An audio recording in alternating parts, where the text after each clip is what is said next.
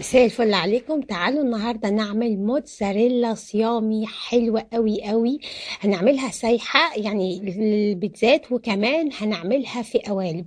هقول لكم الموتزاريلا بالظبط تعتمد على 3 حاجات أساسية: حاجة بتخليها تجمد، حاجة بتخليها تمط وتبقى شلالية كده لما نيجي نسخنها، والحاجة التالتة بتخليها تحتفظ بالشكل لما نيجي نبشرها بالشكل اللي هو مبشور ده.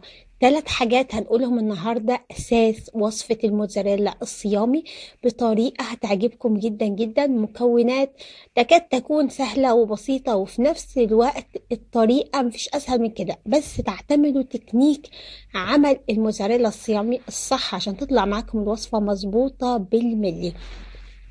كل ده هتشوفوه معايا النهارده في الفيديو. بس لو لسه ما اشتركتوش في القناه اتمنى تدوسوا على كلمه اشتراك تحت الفيديو باللون الاحمر، تفعلوا الجرس على كلمه الكل، ما تنسونيش بقى في لايك وشير للفيديو عشان يوصلكم كل جديد بقدمه. بشكر كل اللي بيتابعني وبينتسب في القناه، ميرسي جدا جدا ليكم والكومنتاتكم الحلوه. ميرسي جدا لكل حد بيشجعني بكومنت جميل بيخليني ابتكر بقى واعمل وصفات جديده. كل ده هتشوفوه النهارده. وعايزه اقول لكم الجبن الصيامي دي يعني طريقتها مش صعبة ولا هي حاجة غريبة. كل الفكرة فيها ان انت بس زي ما قلت لكم تتبعوا التكنيك الصح في عمايلها عشان تطلع معاكم الوصفة مظبوطة. قدمت لكم وصفة اللبن الصيامي اللي هي كانت من فترة كده، من أسبوع، وقلت لكم إن شاء الله الفترة اللي جاية هبتدي إن أنا هعمل لكم وصفات كتير للجبن، وبدأتها بالموتزاريلا بما إنها أكتر وصفة بتطلب مني. أول حاجة هنعملها هنستخرج لبن اللي هنصنع منه الجبنة الموتزاريلا. لو عندكم صويا ماشي، ما عندكمش صويا ممكن تستخدموا لبن الفول السوداني، وهي عبارة عن كوباية من الفول السوداني عليها معلقتين كبار من السمسم المطحون. الفول السوداني والسمسم المطحون جواهم مادة تشبه الخميرة الغذائية أو الخمائر الطبيعية.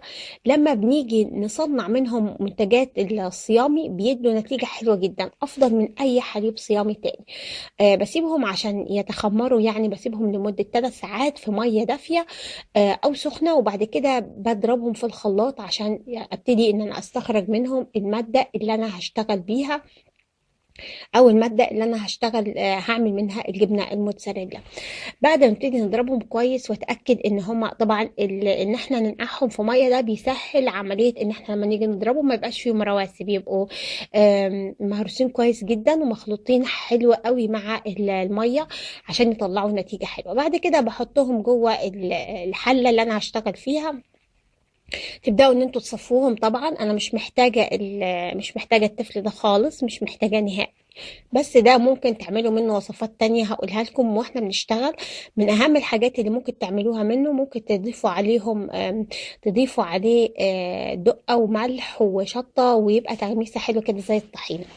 هنبتدي بقى ان احنا نقلب الحليب اللي احنا اخدناه ده كويس جدا. اتاكدي ما فيش اي تكتلات جوه حليب الفول السوداني مع السمسم. اتاكد ما فيش اي تكتلات ولا ترسبات خالص، وابتدي ان انا ارفعهم على النار. اول ما ابتدي ارفعهم على النار تلاحظوا ان الحليب ابتدى يتقل معاكم ويتكثف معاكم.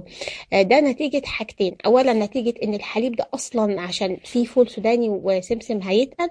ثانيا طبعا نتيجة ان الخميرة اللي جوه الحليب ابتدت تنشط وابتدى يتقل. احنا ما حطيناش نشا ولا اي حاجة في الوصفة دلوقتي، هو ابتدى يتقل طبيعيا. اول ما يبتدي يتقل معاكم بالشكل ده طبعا على البوتاجاز بتبداوا ان انتوا تضيفوا ليه ربع كوبايه من الميه وتقلبوه، وبعد كده هتضيفوا معلقه صغيره من الخميره الغذائيه، ودي اللي بتخلي الجبنه تخمر. يعني دي اللي بتكون الجبنه الموتزاريلا اصلا هي الخميره الغذائيه. بتقلبوها كويس جدا جوه الوصفة بالشكل ده، وبتسيبوهم لمدة 3 أو 4 ساعات. بعد 3 أو 4 ساعات بتلاحظوا بقى تكون الجبنة. يبقى احنا حطينا خل وحطينا الحليب اللي احنا عملناه اللي هو حليب الجبنة، حليب الفول السوداني مع سمسم، وضفنا لهم بعد كده الخميرة الغذائية. بعد كده ابتدوا ان هم يتقلوا او يمسكوا في بعض، زي ان احنا جبنا حليب وحطينا عليه خل بيتكثف، نفس الفكرة بالظبط. بعد كده بقى بنجيب الخلاط ونبتدي ان احنا نضرب ال- الخليط اللي اتكثف، بس طبعا بنصفي منه شوية من المية، مش بناخد كل المية اللي فيها الحليب. يعني تقريبا باخد المادة الصلبة اللي اتكونت عندي وبضيف عليها ربع كوباية بس من المية، لان هيكون المية اكتر من كده. اضربهم في الخلاط كويس جدا جدا عشان يختلطوا ببعض. وفي نفس الوقت وانا بضربهم كويس زي ما انتم شايفين كده، ببتدي ان انا اضيف معلقه صغيره من الملح، وبعد كده بضيف طبعا زيت طعام او زبده اللي انتوا تحبوا تضيفوه كماده دهنيه يغذي بيها الجبنه الموتزاريلا. وبعد كده برجعهم للحله تاني، زي ما انتم شايفين بيبتدي قوامهم يسيب سنه بسيطه، بس برضو بيبقوا اتقل من المرة الأولى. وبعد كده برفعهم على النار حاجة بسيطة تاني، سنة صغيرة تاني، مش أكتر من دقيقتين بالظبط، لحد ما يبدأوا إن هما يتقالوا معايا. يبقى لو احنا قلنا أو صنفنا الحاجات اللي بتنجح وصفة الموتزاريلا الصيامي، أول حاجة استخراج نوع كويس جدا من الحليب، وهو حليب الفول السوداني والسمسم. تاني حاجة إن أنا أستخدم الخميرة الغذائية كنوع من أنواع الحاجات اللي بتكثف اللبن.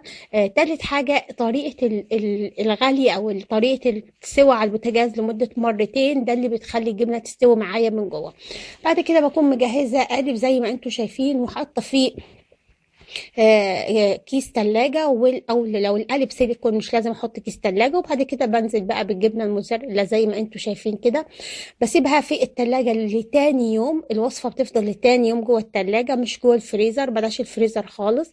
بعد كده ببتدي ان انا اشيل الكيس البلاستيك بالشكل ده، وابتدي ان انا اطلع الجبنة.